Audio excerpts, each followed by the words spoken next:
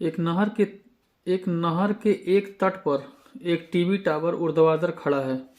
नहर के एक तट पर, मान लीजिए ये नहर होगा, नहर की चौड़ाई होगी डी से लेके बी तक, एक नहर की चौड़ाई मान लेते हैं।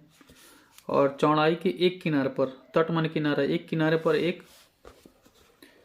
टीवी टावर ऊर्ध्वाधर खड़ा है।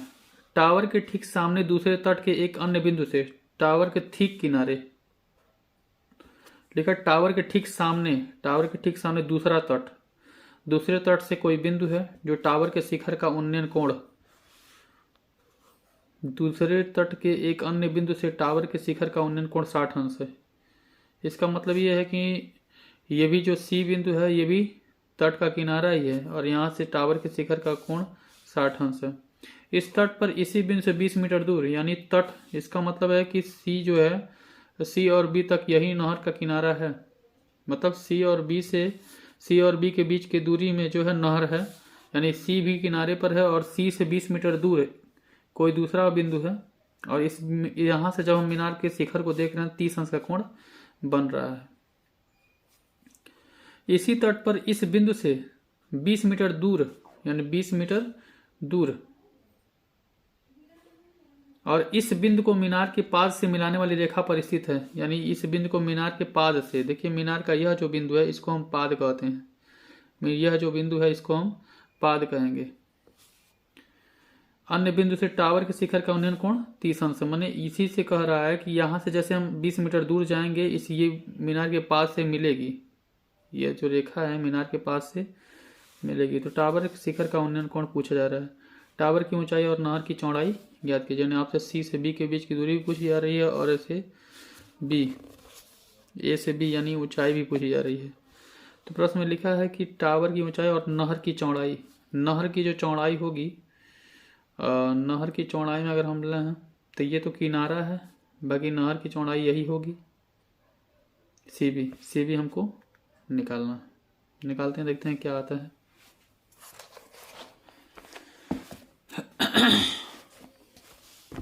इस फिगर में क्वेश्चन नंबर 11 है, ये एनसीईआरटी का क्वेश्चन है, एग्जाम में आने लायक क्वेश्चन है, इंपॉर्टेंट क्वेश्चन है। तो एक त्रिभुज जब हम लेंगे 30 अंश का वाला, जब हम कोण लेंगे 30 अंश का, तो 30 अंश से त्रिभुज जो बन रहा है समकोण त्रिभुज में, यहाँ पे 90 डिग्री है। 30 अंश वाला कोण जब लेंगे तो देखिए DAB से, यानी DAB से बड़ा वाला त्रिभुज लेंगे तो कहेंगे त्रिभुज DAB से, त्रिभुज DAB से। इस त्रिभुज में कोण के सामने और भुजालंब और ये पूरा आधार लेंगे तो हो जाएगा 10, 30 अंश बराबर लंब आपका AB है और आधार आपका 20 धन CB, 20 धन CB। 10 30 अंश का होने 1/3 बराबर AB बटे 20 धन CB। तीरे गुणा कर लेते हैं। 20 धन CB एक कम 20 धन CB, ये हो जाएगा 3 AB। इसको हम समीकरण 1 मान लेते हैं, ठीक है। पुनः कहेंगे, पुनः त्रिभुज CAB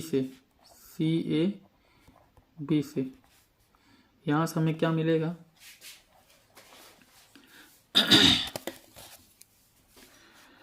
tan 60 अंश बराबर लंब आपका AB है, आधार CB है, कोण के सामने वाले भुजा लंब और ये आपका आधार। लंब और आधार में ही रिलेशन लेना है क्योंकि कर्ण से कोई वास्ता नहीं है। tan 60 अंश का मान 3 बराबर AB का मान नहीं पता है, CB का मान भी नहीं पता है, तो इसको इधर भेजेंगे तो हो जाएगा 3 CB बराबर AB। समीकरण नंबर 2। समीकरण 2 का मान समीकरण 1 में रखने पर यहाँ पे लिखते रहे समीकरण 2 का मान, समीकरण 2 का मान समीकरण 1 में रखने पर, 1 में रखने पर समीकरण 1 में रख दिया जाए। 20 धन CB की जगह लिखेंगे 3 CB बराबर 3, नहीं ये देखिए 20 धन CB, 20 धन CV बराबर कड़ी में 3। AB के जगह पे हम मान रखने वाले हैं, AB के जगह पे लिखेंगे कड़ी में 3 CV। यानी यहाँ पे समीकरण 1 में 20 धन CV है बराबर कड़ी में 3 AB, तो AB के जगह पे हमने रखा है कड़ी में 3 CV। ये देखिए 20 धन CV बराबर कड़ी में, तो कड़ी में 3 का गुणा करेंगे 3 हो जाएगा CV। तो 20 बराबर,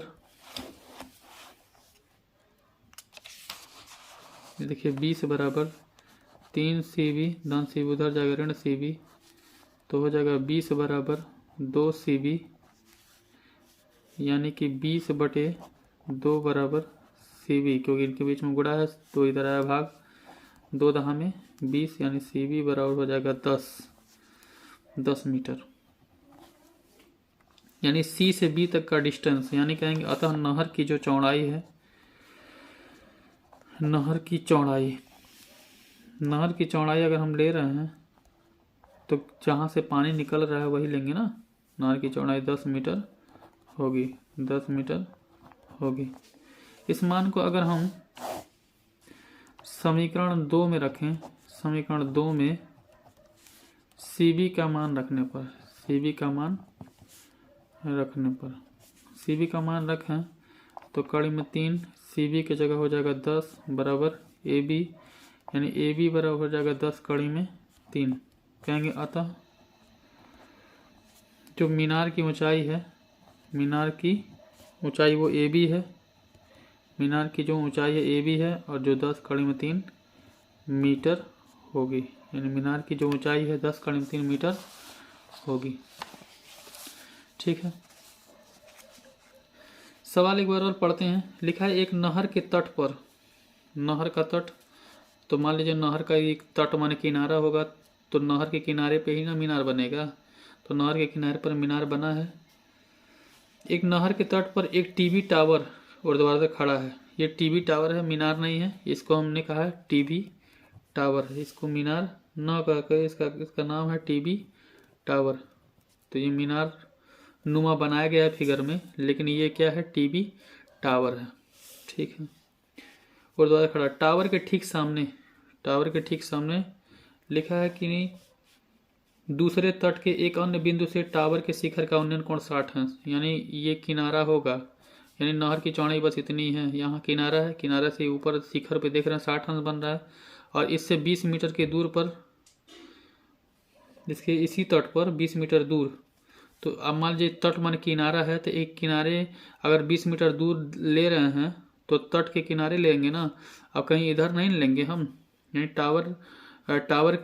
टावर तो यहाँ पे है और ये इसकी चौड़ाई है नहर की, तो अगर हम इधर 20 मीटर दूर लें तो नहर के अंदर आ जाएगा ना, तो हमें नहर के अंदर आना नहीं है। ये नहर है, ये नहर है जहाँ से पानी आता है, और ये तट है, और तट के इधर भी तट होगा, तो 20 मीटर दूर यहाँ पे बिंदु है, और इस बिंदु से इसके शिखर को देखना 30 अंश का कोण बन रहा है। तो हमें मीनार की ऊंचाई पूछी जा रही है और नहर की चौड़ाई पूछी जा रही थी। तो टावर की ऊंचाई आपका AB है और नहर की जो चौड़ाई है वो CV है।